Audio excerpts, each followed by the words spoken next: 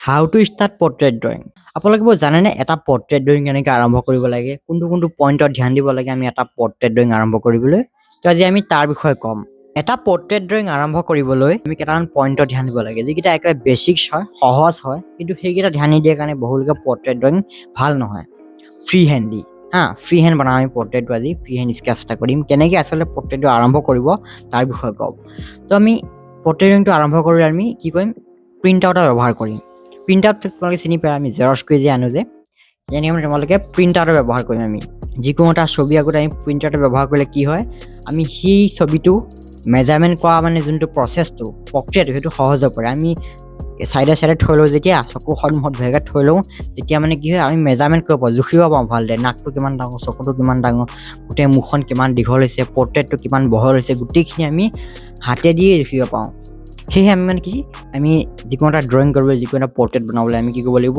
print আউটৰ ব্যৱহাৰ কৰিব লাগিব সেই প্ৰিন্ট আউটৰ ব্যৱহাৰ কৰি আজি আমি এটা পৰ্ট্ৰেট ড্ৰয়িং আমি আৰম্ভ কৰিম কেনেকৈ কোনটো পইণ্ট ধ্যান দিব লাগিব তাৰ বিষয়ে ক'ম আৰু মই যেতিয়া পৰ্ট্ৰেট ড্ৰয়িং আৰম্ভ কৰিছিলোঁ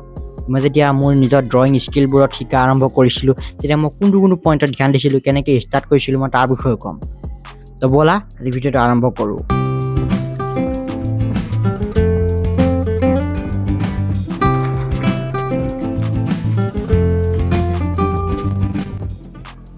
তো এভৰিৱান মই এতিয়া ডেমোটো ষ্টাৰ্ট কৰিছোঁ মই ৰেফাৰেঞ্চ হিচাপে আমাৰ জুবিন দাৰ ফটো এখন লৈছোঁ তেখেত যিহেতু আমাৰ মাজত এতিয়া নাই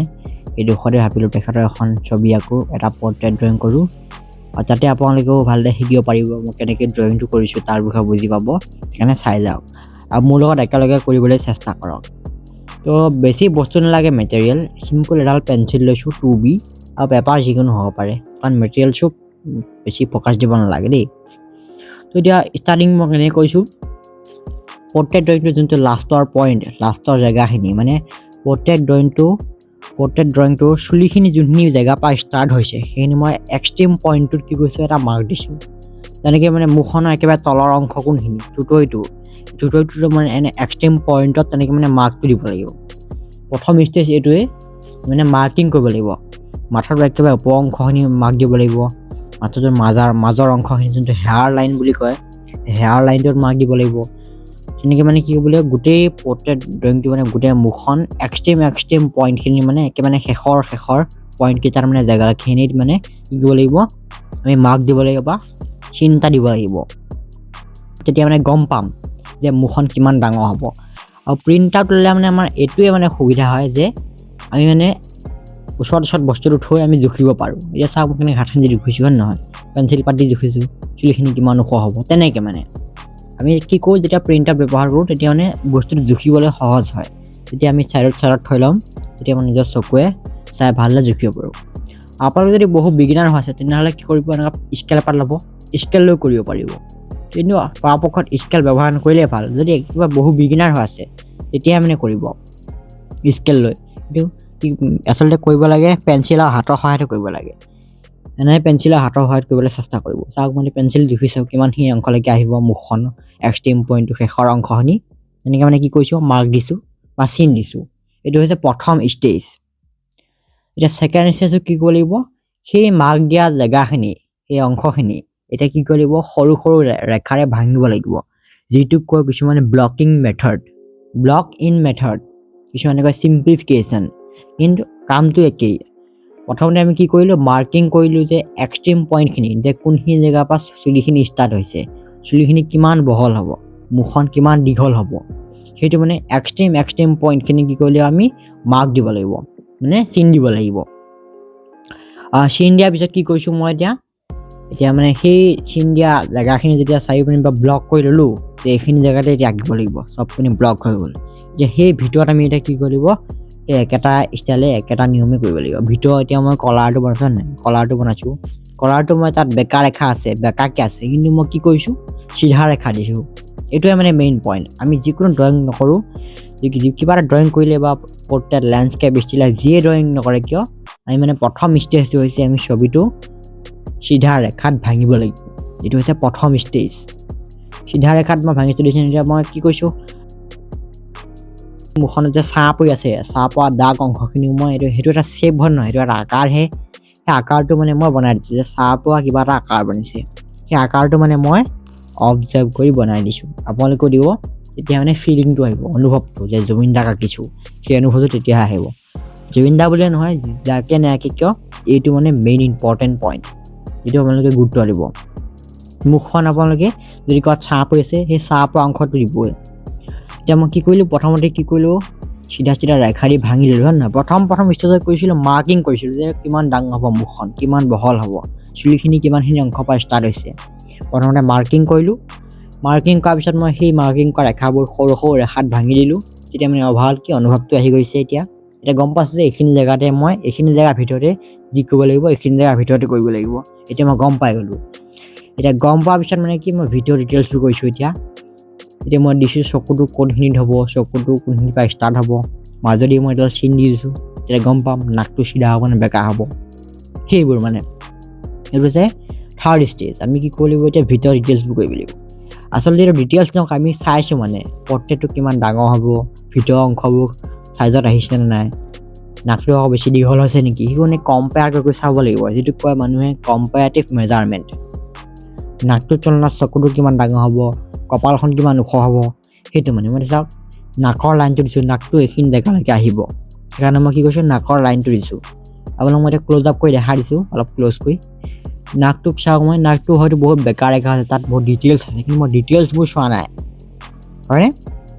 ডিটেইলছবোৰ চোৱা নাই মই কি কৰিছোঁ চিধা ৰেখাত মই নাকটো ভাঙিছোঁ হয় নহয় নাকটোৰ যোনটো আকাৰটো সেই আকাৰটো মই চিধা ৰেখাত ভাঙিবলৈ চেষ্টা কৰিছোঁ আপোনালোকে কৰিব তেনেকৈ এইটো বহুত ইম্পৰ্টেণ্ট পইণ্ট এইটো কিছুমানে কয় চিম্প্লিফিকেশ্যন কিছুমানে কয় ব্লক ইন তেনেকৈ কৰিব আপোনালোকে বহুত সহজ হয় এইখিনি কৰি মানে আপোনালোকে এনেকৈ যদি আপোনালোকে এমাহমান হ'লেও প্ৰেক্টিছ কৰে এমাহমান বুলিয়েই নহয় আপোনালোকে যিয়ে ড্ৰয়িং নকৰে কিয় এই মানে টেকনিকটো মানে ল'বই এই টেকনিকটো ব্যৱহাৰ কৰিবই কাৰণ এই টেকনিকটো সহায়ত আমি যিকোনো পৃথিৱীৰ যিকোনো ছবি আঁকিব পাৰোঁ প্ৰথমতে মাৰ্কিংছ লগাব যে এতিয়া চাওক মই ভিতৰৰ চকুটো দিছোঁ নে চকুটো মই কিন্তু মই ডাইৰেক্ট কিন্তু চকুটো মণিটো বনোৱা নাই ডাইৰেক্ট মই চকুৰ আকাৰটো বনোৱা নাই প্ৰথম কি কৰিছোঁ মই চকুটো কোনখিনি জেগাত বহিব মই চকুটো ছাঁ থকা জেগাখিনিতো মই কি কৰিছোঁ এটা মানে দি দিছোঁ আকাৰটো দি দিছোঁ ছাঁ কোনখিনিত পৰিব সেই ছাঁ থকা আকাৰটো মই চকুটো দি দিছোঁ দেখিছেনে বাৰু কিন্তু মই এতিয়া চকুটো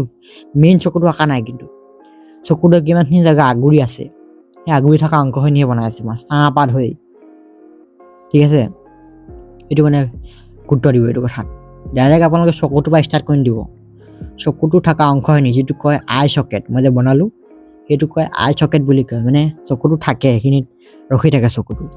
গোটেই অংশটোক আই চকেট বুলি কয় চকুৰ চেলাউৰিৰ পৰা ধৰি তললৈকে যে সেইখিনি জেগা প্ৰথমতে বনাই ল'লোঁ নাকটোৰ তলত অলপ ছাঁ পৰি আছে সেই ছাঁ অংশখিনি মই দিছোঁ তাত কিন্তু হ'লেও বেকাকৈ আছে কিন্তু মই কি কৰিছোঁ চিধা ৰেখাত ভাঙি দিছোঁ এতিয়া চাওক মই মুখখনো মই জুখিছোঁ লিপছকেইটা বা ওঠকেইটা মই কেনেকৈ জুখিছোঁ দেখিছেনে বাৰু হাতেদি প্ৰথমতে ৰেফাৰেঞ্চ প্ৰথমত জুখি লৈছোঁ তাৰপিছত সেই জোখটো আনি পেলাই মই নিজৰ ড্ৰয়িঙত দিছোঁ এতিয়া চাওক মই ওঠটো কিমান দীঘল হ'ব ওপৰটো বা তলৰটোলৈ কিমান দীঘল আছে সেই দীঘলটো মই দিছোঁ নহয় তেনেকৈ মানে প্ৰত্যেকটো বস্তু আমি জুখিব লাগিব যেতিয়া আপোনালোকে প্ৰত্যেকটো বস্তু জুখি আপোনালোকে যদি অভ্যাস হৈ যাব তেতিয়া আপোনালোকে নজোখাকৈ কৰিব পাৰিব মানে এইটো অভ্যাস আনিব লাগিব প্ৰথম অভ্যাসটো কি আনিব লাগিব আমি যিকোনো ছবি এটা চিধা লাইনত দেখিব লাগিব প্ৰথম আমি যেতিয়া ছবিটো আঁকা ষ্টাৰ্ট কৰিম ষ্টাৰ্ট কৰাৰ লগে লগে মানে ব্ৰেইনত ক্লিক কৰিব লাগিব যে এইটো এনেকৈ লাইন যাব এনেকৈ লাইন দিব এনেকৈ লাইন যাব লাইনছ মানে লগালগ আহি যাব লাগিব সেইটো কথা এতিয়া চাওক মই লিপছটো কি কৰিছোঁ লিপছটো প্ৰথমে বনালোঁ যে কিমানখিনি জেগা লিপছটো আগুৰি থাকিব কিমানখিনি জেগা ওঠটো আগুৰি থাকিব সেইখিনি বনাই লৈ এতিয়া ভিতৰত মই কি কৰিছোঁ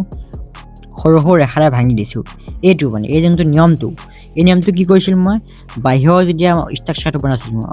বাহিৰৰ যে মুখখনৰ বাহিৰৰ যে আকাৰটো বনাইছিলোঁ এই মুখখনৰ বাহিৰৰ আকাৰটো বনাওঁতে মই এইটো নিয়ম ব্যৱহাৰ কৰিলোঁ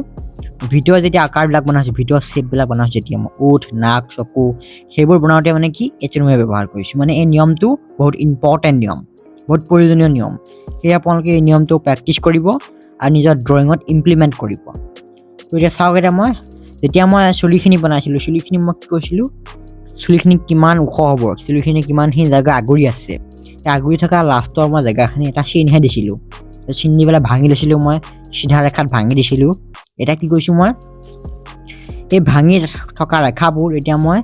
আৰু সৰু ৰেখা দি ভাঙি মই এতিয়া অলপ বেকা ৰেখা দি মানে কি চুলিখিনি যোনটো নিজৰ আকাৰটো সেই আকাৰটো আনিবলৈ চেষ্টা কৰি আছোঁ এতিয়া লিপছটো মই তেনেকৈ কৰি আছোঁ চাওক ওঠটো হয় নহয় ওঠটোত মই চিধা ৰেখাত ভাঙিয়ে থৈ দিছিলোঁ এটা সিধা ৰেখাত ভাঙা পিছত কি কৰিছো মই তাত মানে কি সিধা ৰেখা খিনি আৰু অলপ সৰু কৰি এটা মানে কি তাত মানে কাৰ্ভ লাইন এড কৰিছো কাৰ্ভ লাইন মানে হৈছে বেকা ৰেখা এটা চকুটো চাওক মই এটা চকুটো ষ্টাৰ্ট কৰিছো